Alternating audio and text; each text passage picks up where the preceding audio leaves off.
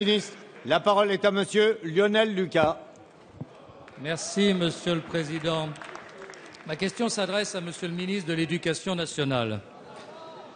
Nombre d'intellectuels, d'enseignants, de parents et pour tout dire de citoyens s'alarment de la disparition des personnages fondateurs de notre histoire nationale, mais aussi d'une discontinuité de la chronologie qui rende incompréhensible l'existence même de notre nation. Des événements importants qui ont façonné l'histoire de l'Europe, des personnages déterminants qui ont incarné la résistance nationale sont jetés aux oubliettes de l'histoire. Si le phénomène n'est pas nouveau, hélas, il s'aggrave depuis votre prise de fonction. Dernière victime en date, le général de Gaulle. C'est vous qui avez décidé d'alléger les programmes de troisième, dont le corollaire est l'édulcoration de la présidence du fondateur de la Ve République. Un programme qui, d'ailleurs, évoque Vichy après la Seconde Guerre mondiale. Derrière cette disparition du roman national, il y a cette idée obsessionnelle que notre histoire ne serait pas présentable, pas défendable, voire honteuse, et qu'à défaut de repentance affichée, l'oubli gommerait ses fautes supposées. Il est bon qu'une nation soit assez forte de tradition et d'honneur pour trouver le courage de dénoncer ses propres erreurs, écrivait Albert Camus.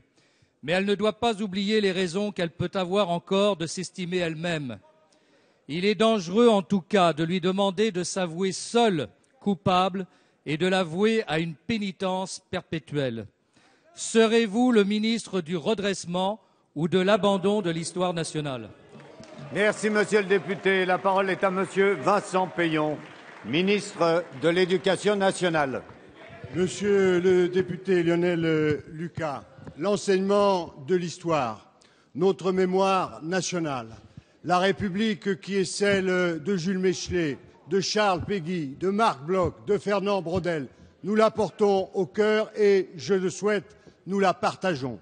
Vous avez été 20 ans de votre vie professeur d'histoire et vous avez consacré un mémoire à Charles de Gaulle.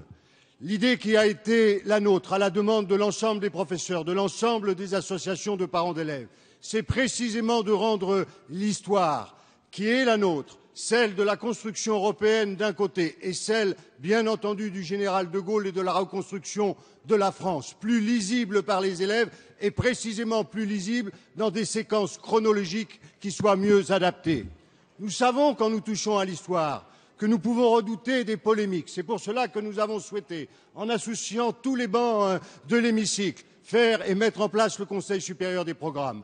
Mais vous l'avez vu au printemps dernier, il y avait des urgences à la demande des professeurs, des familles, de l'ensemble de la communauté, et il fallait opérer ce qui ne sont pas des allègements, mais des réajustements dans le sens que vous souhaitez.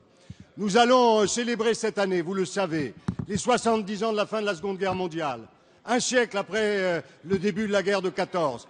Lundi, nous célébrerons la libération du camp d'Auschwitz et la mémoire de la nation contre tous les génocides. Je ne veux pas qu'on réanime dans notre pays la guerre des mémoires.